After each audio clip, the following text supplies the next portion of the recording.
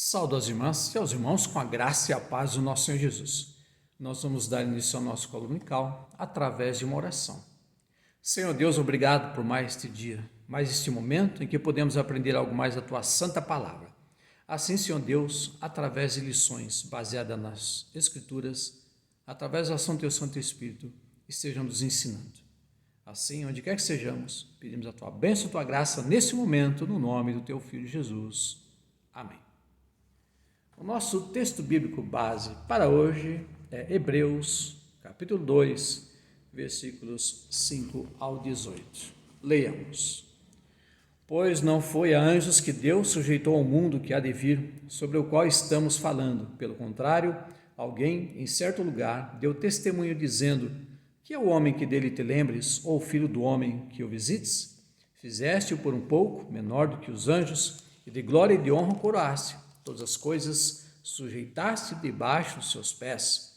Ora, ao lhe sujeitar todas as coisas, nada deixou fora do seu domínio. Nesse momento, porém, ainda não vemos todas as coisas a ele sujeitas. Vemos, porém, aquele que por um pouco foi feito menor do que os anjos, Jesus, que por causa do sofrimento da morte foi coroado de glória e de honra, para que pela graça de Deus provasse a morte por todos. Porque convinha que Deus, por causa de quem e por meio de quem todas as coisas existem, conduzindo muitos filhos à glória, aperfeiçoasse, por meio de sofrimentos, o autor da salvação deles. Pois tanto o que santifica como os que são santificados, todos vêm de um só. É por isso que Jesus não se envergonha de chamá-los de irmãos, dizendo: a meus irmãos declararei o teu nome, no meio da congregação te louvarei. E outra vez, eu porei nele a minha confiança. E ainda, eis aqui estou, e os filhos que Deus me deu. Visto, pois, que os filhos têm participação comum da carne e sangue, também Jesus igualmente participou dessas coisas, para que por sua morte destruísse aquele que tem o poder da morte, a saber, o diabo, e livrasse todos os que, pelo favor da morte, estavam sujeitos à escravidão por toda a vida. Pois ele, evidentemente, não socorre anjos, mas socorre a descendência de Abraão. Por isso mesmo era necessário que em todas as coisas ele se tornasse semelhante aos irmãos, para ser misericordioso e fiel sumo sacerdote nas coisas referentes a Deus e para fazer propiciação pelos pecados do povo. Pois naquilo que ele mesmo sofreu, quando foi tentado, é poderoso para socorrer os que são tentados. O título da lição de hoje é Ser Humano, Imagem de Deus. A ideia do ser humano como imagem de Deus nos é revelada logo no início da Bíblia. Deus nos criou, Ele nos fez sua imagem e semelhança, e isso sugere que podemos nos relacionar com Ele. Contudo, essa relação com o Criador se intensifica à medida que também nos relacionamos de forma amorosa com toda a sua criação. Muito embora falhemos nessa missão, devido ao pecado que corrompeu essa imagem de Deus em nós, é possível restaurar essa imagem e seguir em nosso propósito. Temos aqui que, infelizmente, o pecado manchou a imagem de Deus, ou seja, trouxe um grande problema. Nós precisamos fazer um reparo, porque a imagem de Deus é muito importante na vida do ser humano. E com os nossos pecados nós manchamos essa imagem tão maravilhosa da presença divina na humanidade. Assim devemos tomar um cuidado muito grande, porque essa imagem de Deus, ela veio com amor, com misericórdia. Fundamento bíblico. Hebreus 2, 5, 18 é parte de um bloco maior de narrativas, de 1 a 4 e 13, que tratam, entre outros temas, da comunicação de Deus com a humanidade. Nesse debate são colocadas em paralelo a figura de Jesus e a dos anjos. A pergunta de fundo presente no texto é: por intermédio de que canal a palavra de Deus é comunicada no tempo da graça? Por Jesus ou pelos anjos? Deus enviou Jesus para ser o comunicador, o intermediário entre ele e a humanidade. O autor de Hebreus pontua que no passado Deus falou através dos profetas, 1:1, de anjos, 2:2a, e da palavra em forma de lei, 2b, mas que no tempo da graça, em que a palavra é de salvação, Deus escolheu falar à humanidade por intermédio de Jesus, seu Filho. Em outros termos, Deus escolheu revelar-se através de seu Filho, Jesus Cristo. No Antigo Testamento, Deus havia falado ao seu povo através de anjos e através de profetas. Mas para salvar a humanidade, ele enviou o Verbo, seu Filho, chamado Jesus, o Salvador. O debate sobre anjos entra nessa epístola porque na comunidade dos hebreus esse tema era importante. Havia muitas especulações a esse respeito, inclusive, como indicado, dúvidas de como interpretar o papel dos anjos diante da revelação do Cristo. As explicações apresentadas aos hebreus ajudaram aquele povo cristão a lidar com essa questão que ainda suscita especulações em nossos dias. Hoje ainda há dúvidas sobre a comunicação, sobre os anjos, o papel dos anjos, a função dos anjos. Essa igreja, na época, estava com essas questões e ainda hoje traz questionamentos para muita gente. Assim temos nessa narrativa a exaltação do senhorio de Cristo e a ênfase em sua superioridade sobre os anjos como canal de revelação de Deus. Em outros tempos, fica claro que na nova aliança Deus se revela à humanidade através de seu Filho Jesus Cristo. Essa mensagem que era dirigida a um povo sofredor e que enfrentava ameaças de apostasia, visava ajudá-lo a permanecer firme e fiel a Jesus Cristo, diante das lutas, humilhações e perseguições. 5, de 11 a 14, 10, 32 a 39 e 12, de 1 a 7. Ou seja, Jesus é superior aos anjos na questão da salvação, da comunicação entre Deus e a humanidade. Juntamente com o debate da comunicação, a palavra de Deus aparece também o tema da natureza de Jesus, dos anjos e dos seres humanos. A conclusão de Hebreus é que Jesus é superior aos anjos, pois é o Filho de Deus. Os anjos são seres celestiais inferiores a Jesus, e homens e mulheres, seres criados por Deus, um pouquinho menor que os anjos. Ou seja, Jesus, ele é superior aos seres celestes, anjos, arcanjos, querubins e serafins. Ele é o comunicador entre a humanidade e Deus. Ele é o Salvador. O texto de Hebreus destaca a figura humana diante da grandeza da glória de nosso Senhor, que é o homem, que dele te lembres, ou filho do homem, que o visistes. Fizeste-o por um pouco menor que os anjos, de glória e de honra coroaste, e o constituíste sobre as obras das tuas mãos. Todas as coisas sujeitaste debaixo dos seus pés. 2, de 6 a 8. Tais palavras são memória de uma citação do Salmo 8, 4 a 6, em que o salmista apresenta o ser humano, não somente como parte da criação divina, Salmo 8, 5, mas também como resplendor da sua glória. Jesus, ele é a presença de Deus, o Criador, em forma humana. Ele enviou seu Filho Jesus para salvar a humanidade.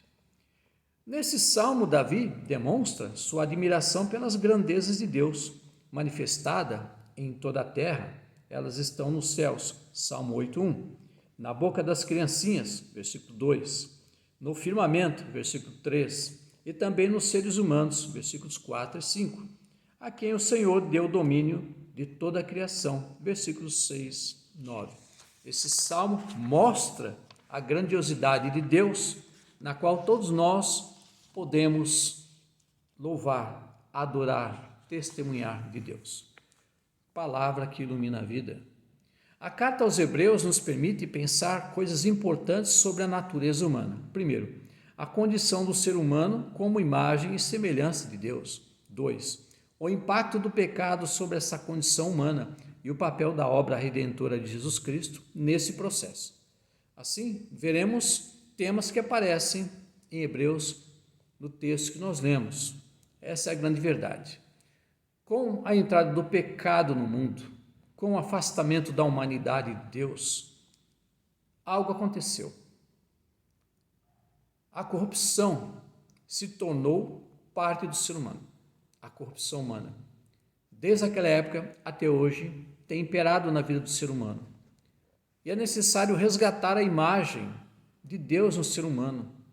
O pecado ser colocado de lado, fora, extirpado da vida da humanidade. É o que tem acontecido. Não tem sido fácil, porque o ser humano, infelizmente, peca por pensamento, por palavra e por ato. O grande desafio para nós hoje, como ser humano, é arrependermos dos pecados, buscarmos a Deus e acertarmos mais e errarmos menos. A cada dia, a cada momento, nos convertermos a Deus, buscando a sua presença e deixando a corrupção, o mal de lado. O ser humano como a imagem de Deus, versículos 6 e 7. A carta indica que o ser humano foi feito um pouco menor que os anjos e que Deus o constituiu cheio de glória e honra. A afirmação de que Deus cobriu a humanidade de glória e honra traz também à tona a doutrina cristã de que o ser humano, em seu estado original, foi criado à imagem e semelhança divina. Gênesis 1, 26 e 27 e 2, 7 e 17. Essa é a grande verdade que nós temos no texto, em que Deus, ele agiu, ele criou o ser humano e o fez à sua semelhança. Mas, num determinado momento, a humanidade resolveu se afastar de Deus, da sua presença, e trouxe sobre si consequências através da corrupção humana. A doutrina cristã da humanidade, como imagem e semelhança de Deus, não deve ser entendida em termos fisionômicos, aspectos físicos, mas implica, sobretudo, na capacidade humana de estabelecer comunhão com o Criador. É isso que tem acontecido no decorrer dos séculos, em que há um problema de comunicação entre o ser humano com o Criador por causa da corrupção humana, por causa do pecado, que cria barreiras, cria dificuldades.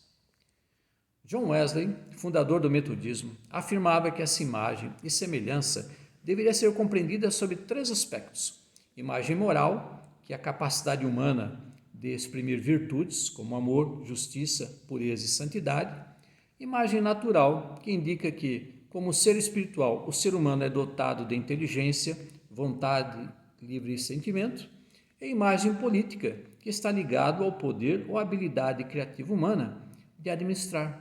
Esta é a sua condição de regente do mundo criado por Deus.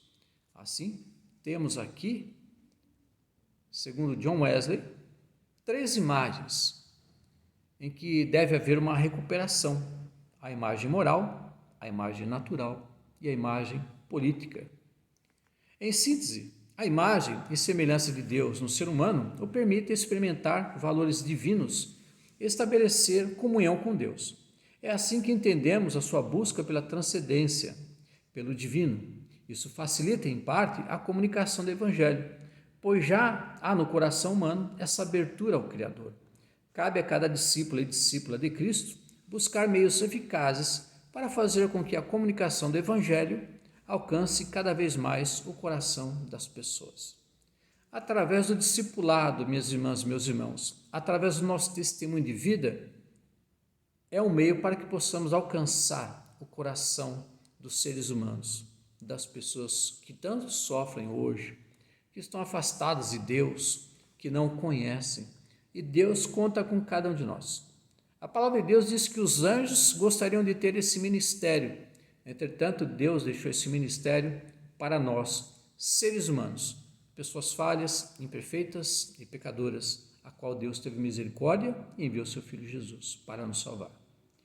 Ao apresentar o ser humano como imagem e semelhança de Deus, a quem foi designada a função de sujeitar a terra e dominar sobre ela, Gênesis 1, 26 a 28, a Bíblia não intencionou colocá-lo como superior à criação, mas como parte dela. As Escrituras ressaltam o quanto dependemos de toda a obra criada para vivermos cosmo e outros seres humanos. O que temos aqui? Deus criou toda a criação para que houvesse uma comunhão.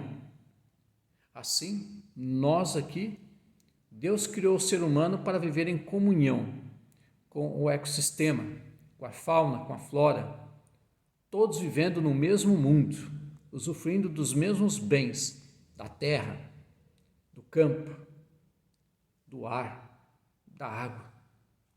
Infelizmente, a corrupção humana tem levado a uma degradação do meio ambiente, tem trazido extinção de seres e tem afetado profundamente o futuro do planeta e da humanidade. De acordo com Genilma Buller, essas narrativas da criação nos mostram que estamos intrinsecamente vinculados a toda a criação. Seja cuidando da terra, cultivando, guardando ou a povoando, somos mais dependentes do que imaginamos. Não podemos viver sem a comunidade ecológica que sustenta a possibilidade da nossa existência. Não somos os donos da natureza, somos parte dela. Portanto, embora explícito, vale ressaltar que não é apenas a natureza que depende da ação humana para sobreviver, mas os seres humanos também dependem da ação renovadora da criação para garantir sua sobrevivência. A grande verdade é que, agredindo o ecossistema, estamos destruindo também a nossa sobrevivência futura. Há uma comunhão. Uma das leis da física diz que para toda ação há uma reação. Se zelarmos pelo ecossistema, pelo mundo, pela criação, a humanidade terá um futuro. Se destruirmos o nosso planeta, a humanidade não terá futuro. É necessário uma consciência a partir de agora e desde já. O pecado trouxe corrupção à imagem divina no ser humano, mas o novo nascimento pode mudar esta realidade. Versículos 8 ao 18. A fé cristã afirma que com a entrada do pecado no mundo, a imagem e semelhança de Deus no ser humano foi corrompida. Gênesis 3, de 1 a 6. Isso criou a necessidade de um caminho para a salvação da humanidade. A lei foi uma primeira alternativa de Deus para esse resgate. Todavia, somente em Cristo a redenção se tornou completa. Jesus é o Filho do homem, que por meio da encarnação se fez menor que os anjos, tornando-se semelhante aos seus irmãos. Hebreus 2:8. Por meio da morte da cruz, ofereceu justificação do pecado e salvação. Por isso Deus fez de Jesus sumo sacerdote, para permitir, através do novo nascimento, que o ser humano seja salvo e torne-se aquilo para o qual foi criado, imagem de Deus.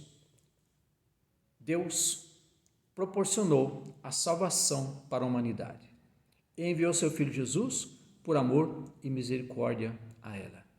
Jesus se entregou por nós, preocupado com a salvação de todo o mundo, toda a criação. Por isso, ele busca nos fazer entender que nós temos um papel muito importante no mundo em que vivemos. E não é ficar apenas dentro dos templos, mas a nossa missão, a nossa tarefa está lá fora.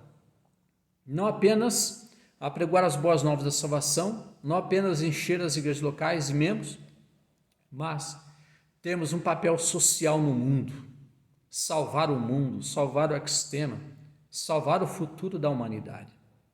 Deus conta conosco, por isso devemos fazer o possível dentro dos nossos limites. Cada uma de nós fazendo uma pequena parte, estaremos contribuindo para o futuro melhor do nosso mundo, da humanidade.